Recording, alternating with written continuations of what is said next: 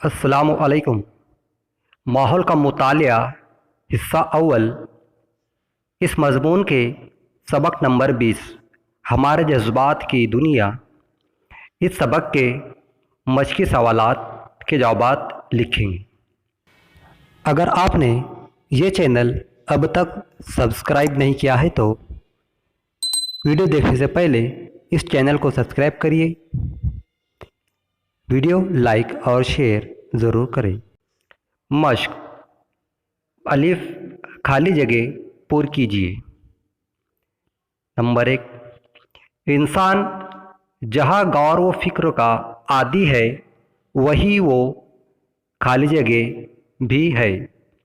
خالی جگہ میں جواب آئے گا جذباتی، یعنی انسان جہاں غور و فکر کا عادی ہے وہی وہ جذباتی بھی ہے۔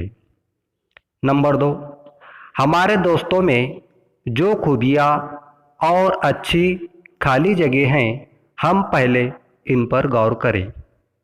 اس کا جواب ہے عادتی۔ ب، درج ذیل سوالوں کے جواب ایک جملے میں لکھیے۔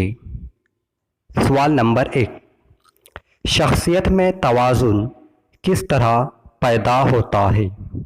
جواب: جذبات میں ہم آہنگی پیدا کرنے سے ہماری شخصیت میں توازن پیدا ہوتا ہے۔ سوال نمبر 2، میل جول اور آپسی تعاون کا رجحان کس چیز سے کم ہو جاتا ہے؟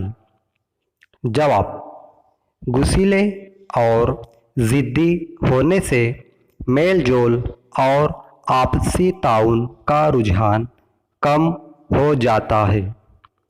سوال نمبر 3، اپنے مزاج کی خامیوں کا پتہ چل جانے پر کیا کرنا چاہیے؟ جواب: اپنے مزاج کی خامیوں کا پتہ چل جانے پر انہیں دور کرنے کی کوشش کرنا چاہیے۔ جیم، درج ذیل سوالوں کے جوابات 2 یا 3 جملوں میں لکھیے۔ سوال نمبر 1، جذباتی ہم آہنگی سے کیا مراد ہے؟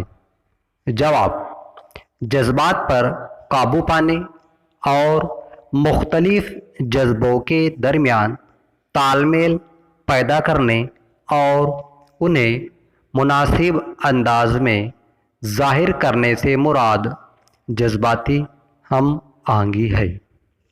سوال نمبر 2، غصے کے مضر اثرات کیا ہے؟